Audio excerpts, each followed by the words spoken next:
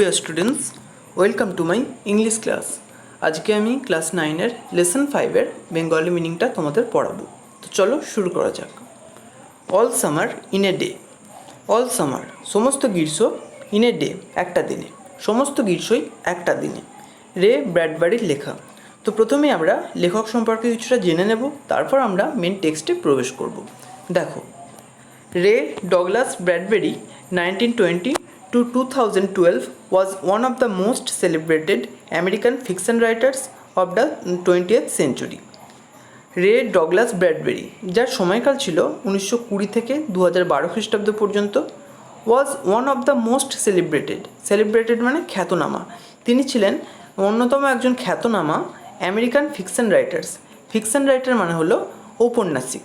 তিনি ছিলেন আমেরিকার একজন অন্যতম খ্যাতনামা ঔপন্যাসিক অফ দ্য 20th century, বিংশ শতাব্দীর। 20th century মানে বিংশ শতাব্দী।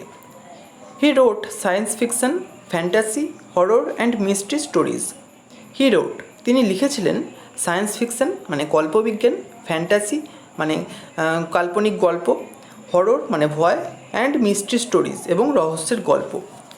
His most famous stories are Fahrenheit 451, the Martian Chronicles, the Illustrated Man, and it came from outer space.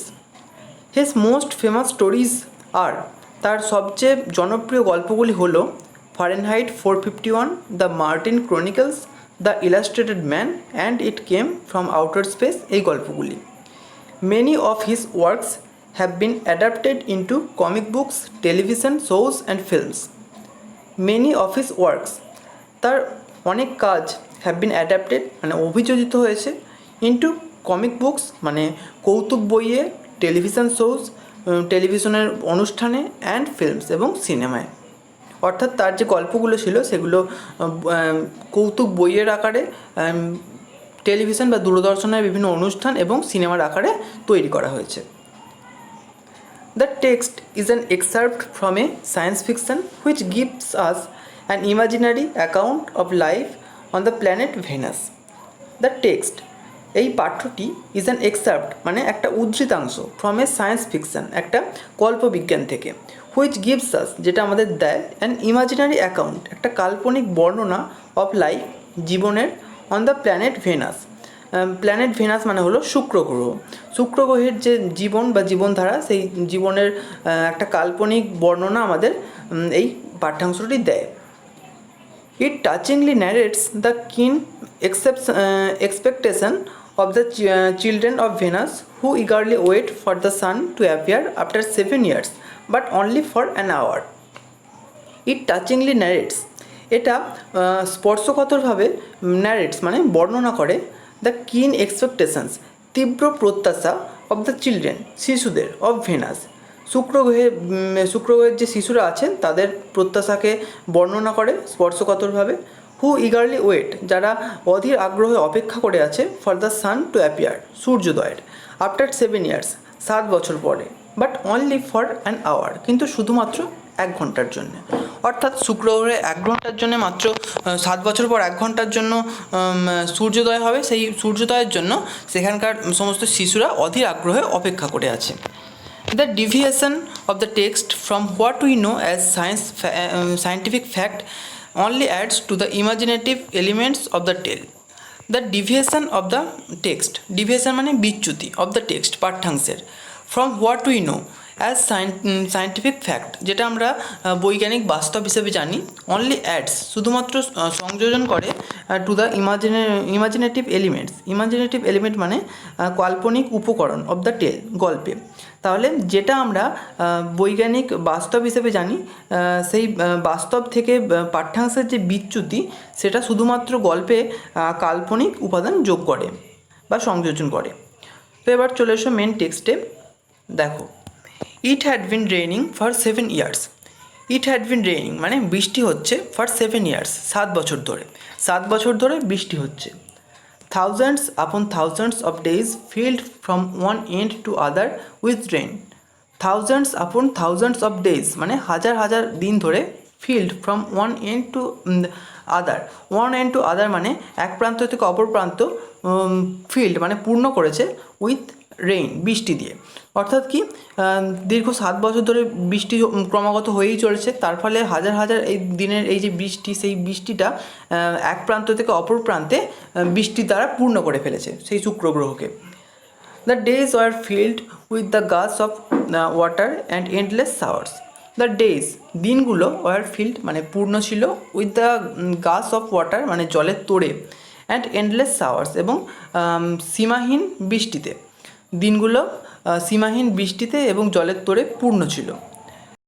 Heavy storms caused tidal waves to come over the islands. Heavy storms, storm মানে ঝড়, আর heavy Sturm মানে প্রবল ঝড়। প্রবল ঝড় caused মানে কারণ হয়েছিল টাইডাল ওয়েভস। টাইডাল ওয়েভ মানে হলো জোয়ারের ঢেউ। প্রবল ঝড় জোয়ারের ঢেউয়ের কারণ হয়েছিল to come over the island. Island মানে দ্বীপ। প্রবল ঝড়ের কারণে দ্বীপে জোয়ারের ঢেউ এসেছিল। A thousand forests crushed under the rain had grown up 1,000 times to be crushed again. 1,000 forests, 1,000 জঙ্গল crushed মানে ধ্বংস হয়ে গিয়েছিল, আন্ডার দ্য রেইন বৃষ্টির জন্য, had grown up আবার had grown up মানে বেড়ে উঠেছে, 1,000 times 1,000 bar, to be crushed again আবার ধ্বংস হতে। বলছে 1,000 বার জঙ্গল ধ্বংস হয়েছে বৃষ্টির জন্য এবং আবার 1,000 বার সেটা গড়ে উঠেছে আবার পুনরায় নতুন করে ধ্বংস হওয়ার জন্য। অর্থাৎ অনবরত বৃষ্টি হয়ে চলেছে 7 বছর ধরে, সেই কারণে একাধারে যেমন জঙ্গল গড়ে উঠছে আবার ধ্বংস হয়ে যাচ্ছে। This was the way of life forever on planet Venus. This was এটাই ছিল, দ্য ওয়ে অফ লাইফ মানে জীবনধারা, ফর এভার চিরকালের জন্য, অন প্ল্যানেট ভেনাস শুক্র গ্রহে। শুক্র গ্রহে এটাই চিরকালের জন্য জীবনধারা ছিল।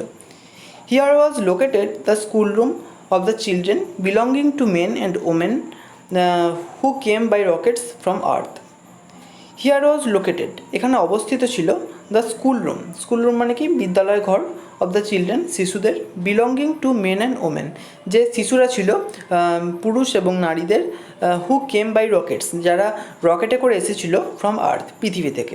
অর্থাৎ প্রায়ই পৃথিবী থেকে অনেকে মহাকাশে যায়, তো যারা গিয়েছিল রকেটে করে সেই শুক্র গ্রহে, তো তাদের সেই সমস্ত পুরুষ এবং নারীর যে সন্তানেরা বা ছেলেমেয়েরা তারা তাদের যে বিদ্যালয় ঘর সেটা সেখানে অবস্থিত ছিল। They set up a civilization in this raining world. They set up তারা স্থাপন করেছিল এ সিভিলাইজেশন একটা সভ্যতা, ইন দিস রেইনিং ওয়ার্ল্ড এই বৃষ্টিমুখর জগতে। রেডি, কোনো একজন প্রশ্ন করছে, রেডি মানে প্রস্তুত, রেডি প্রস্তুত, নাও এখন, শুন তাড়াতাড়ি। Will it happen today, will it happen today এটা কি আজকে ঘটবে, উইল ইট ঘটবে কি।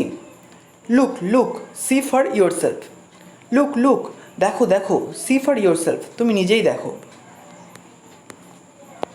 The children in the school room chattered and praised to each other like so many roses. The children in the classroom মানে বিদ্যালয় ঘরের ছেলেমেয়েরা, চ্যাটার্ড মানে বকবক করছিল, and pressed to each other মানে একে অপরকে, আর প্রেস মানে ঠেসে দেওয়া বা চেপে দেওয়া, একে অপরকে চেপে দিচ্ছিল, অর্থাৎ ঠাসাঠাসি করে তারা ছিল, লাইক সো মেনি রোজেস অনেক গোলাপের মতো। তাহলে এখানে শিশুদেরকে গোলাপের সঙ্গে তুলনা করা হয়েছে। তাহলে শিশুরা কী করছিল, তারা বকবক করছিল এবং একে অপরের সঙ্গে ঠাসাঠাসি করেছিল ঠিক গোলাপের মতো। They peered out of the window to look at the hidden sun. They peered out মানে তারা উঁকি দিচ্ছিল, অফ দ্য উইন্ডো জানালা থেকে, টু লুক দেখতে, অ্যাট দ্য হিডেন সান মানে লুকোনো সূর্য, তারা লুকোনো সূর্যকে দেখতে জানলা দিয়ে উঁকি দিচ্ছিল। ইট রেইনড বৃষ্টি হচ্ছিল।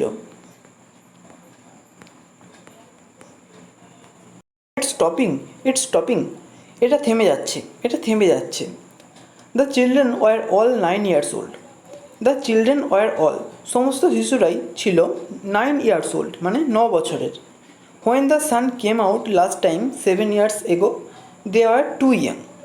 হোয়েন দ্য সান যখন সূর্য, কেম আউট মানে বেরিয়ে এসেছিল, লাস্ট টাইম শেষবারের জন্য, 7 years ago 7 বছর আগে, যখন সূর্য 7 বছর আগে শেষবার বেরিয়ে এসেছিল, দে আর টু ইয়াং তারা খুব ছোট ছিল। They could not recall the sun when it came out for just an hour and showed its face to the stunned world. They could not recall মানে স্মরণ করা, তারা স্মরণ করতে পারলো না দ্য সান সূর্যকে, হোয়েন ইট কেম আউট যখন এটা বেরিয়ে এসেছিলো, ফর জাস্ট 1 আওয়ার শুধুমাত্র 1 ঘন্টার জন্য, অ্যান্ড শোড ইজ ফেস এবং এটার মুখ দেখিয়েছিল, টু দ্য স্টার্নড ওয়ার্ল্ড মানে স্তব্ধ জগৎ, যে সূর্য 1 ঘন্টার জন্য বেরিয়ে এসেছিলো এবং স্তব্ধ জগতে তার মুখ দেখিয়েছিল, সেই সূর্যকে তারা স্মরণ করতে পারলো না। All day yesterday they had read in class about the sun, all day yesterday আগামীকাল পুরো দিনটা, দে হ্যাড রিড তারা পড়েছে, ইন ক্লাস শ্রেণীকক্ষে, অ্যাবাউট দ্য সান সূর্য সম্পর্কে, আগামীকাল পুরো দিনটাই তারা শ্রেণীকক্ষে সূর্য সম্পর্কে পড়েছে। They learned how like a lemon it was and how hot, they learned তারা শিখেছিল, how like a lemon it was এটা কেমন লেবুর মতো ছিল, অ্যান্ড হাউ হট এবং কেমন উষ্ণ ছিল। They had written small stories, essays or poems about it, they had written তারা লিখেছিল, স্মল স্টোরিজ মানে ছোট গল্প, এসেজ মানে প্রবন্ধ, অ্যান্ড পোয়েমস অ্যাবাউট ইট এবং পোয়েমস মানে কবিতা, অ্যাবাউট ইট এটা সম্পর্কে অর্থাৎ সূর্য সম্পর্কে, তারা সূর্য সম্পর্কে ছোট গল্প, প্রবন্ধ এবং কবিতা লিখেছিল।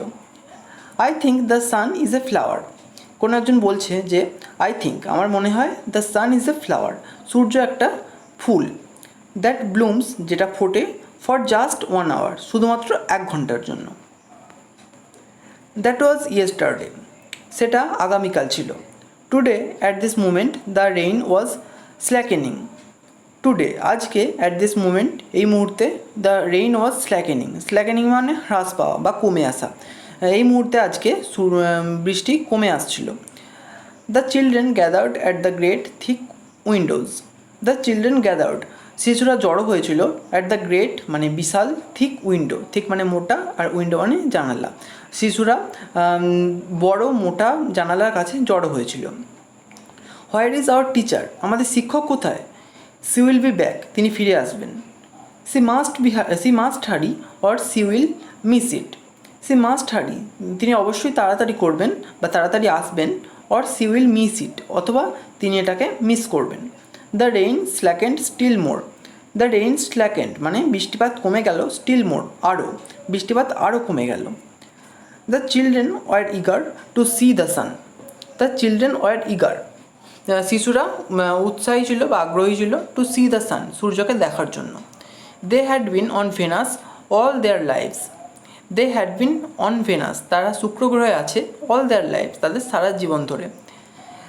দে had been only 2 years old when the sun last came out, they had been only 2 years old তারা শুধুমাত্র 2 বছরের ছিল, হোয়েন দ্য সান যখন সূর্য লাস্ট কেম আউট শেষবার বেরিয়ে এসেছিল। They had long since forgotten the colour and the heat of how it really was, they had long since forgotten তারা বহুদিন আগে ভুলে গেছে, দ্য কালার মানে রং, অ্যান্ড দ্য হিট এবং উত্তাপ, অফ হাউ ইট রিয়েলি ওয়াজ এটা প্রকৃতপক্ষে কেমন ছিল, মানে সূর্যের রং এবং উত্তাপ প্রকৃতপক্ষে কেমন ছিল সেটা তারা বহুদিন আগেই ভুলে গেছে, কারণ সূর্য তো 7 বছর আগে বেরিয়েছিল, তখন তারা মাত্র 2 বছরের ছিল, তাই তাদের পক্ষে এটা মনে রাখা সম্ভব না।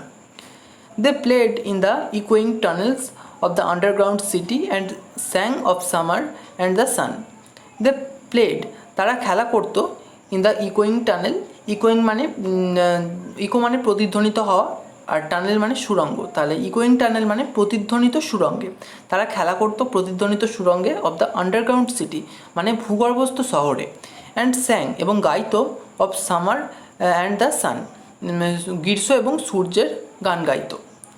দ্য রেইন স্টপড বৃষ্টি থেমে গিয়েছিল। It was as if a hurricane had lost its sound, it was এটা ছিল, অ্যাজ ইফ মানে যেন, a hurricane had lost its sound একটা হ্যারিকেন তার আওয়াজ হারিয়ে ফেলেছে। হ্যারিকেন বলতে এখানে একটা ঝড়, হ্যারিকেন হলো এক ধরনের ঝড়, তো সেই হ্যারিকেন তার আওয়াজ হারিয়ে ফেলেছে।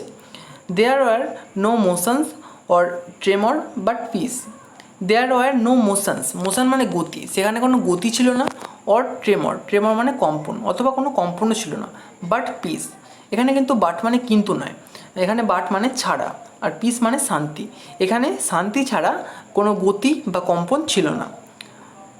The world grounded to a stand still.